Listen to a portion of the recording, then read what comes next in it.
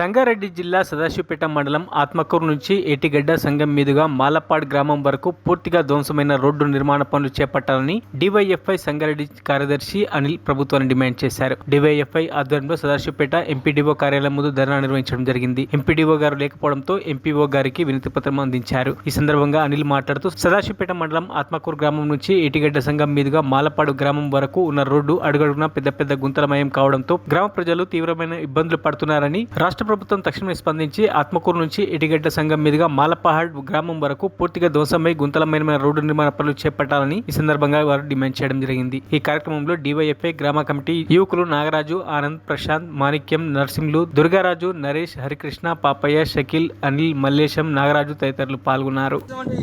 ప్రజలు బైక్ల పైన స్కిడ్ అయి పడి చేతులు ఇరిగిపోయి గాయాలై ఈరోజు హాస్పిటల్లో వేలాది రూపాయలు ఖర్చు చేసుకొని దుర్మార్గ స్థితిలో ఈరోజు ఈ గ్రామ ప్రజలు ఉన్నారు. కానీ ఇక్కడ పనిచేస్తున్నటువంటి ఎంపీడీఓ కానీ సంబంధిత అధికారులు కానీ ఈ గ్రామానికి సంబంధించినటువంటి రోడ్లు వేయించకపోవడం చాలా దుర్మార్గం. ఇప్పటికైనా ఎంపీడీఓ అధికారులు స్పందించి ఈ గ్రామానికి రోడ్డు వేయాలి, లేకుంటే పెద్ద ఎత్తున ఆయా గ్రామాలకు సంబంధించిన ప్రజలతోనే ఎంపీడీఓ కార్యాలయాన్ని నిర్బంధిస్తాం. ఈ గ్రామాలకు సంబంధించినటువంటి ఒక ఏటిగడ్డ సంఘమే కాదు, మాలపాడు కానీ, అక్కడ సింగూరు కానీ, అదేవిధంగా పుల్కల్ కానీ, వేరే ప్రాంతాలకు వెళ్ళి అనేక మంది ఆ రోడ్డు పైన ప్రయాణం చేస్తున్నారు. అది ఒక సింగూరులో పర్యాటకులు కూడా విపరీతంగా ఈరోజు ఈ సదాశివపేట మీదుగా ఆత్మకూరు నుంచి ఏటిగడ్డ సంఘం, అదేవిధంగా మాలపాడు సింగూరు ప్రాజెక్టు వేసే సందర్భంలో కూడా వాళ్ళు కూడా తీవ్రంగా ఇబ్బందులు గురవుతున్నారు. ఇంత పెద్ద సమస్య ఉంటే ఈరోజు అధికారులకు స్పందించకపోవడం చాలా దుర్మార్గం.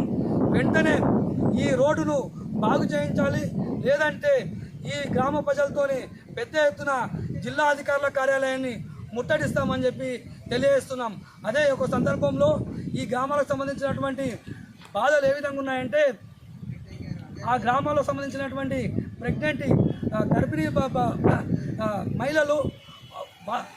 మరిన్ని అప్డేట్స్ కోసం మా ఛానల్ని సబ్స్క్రైబ్ చేయండి.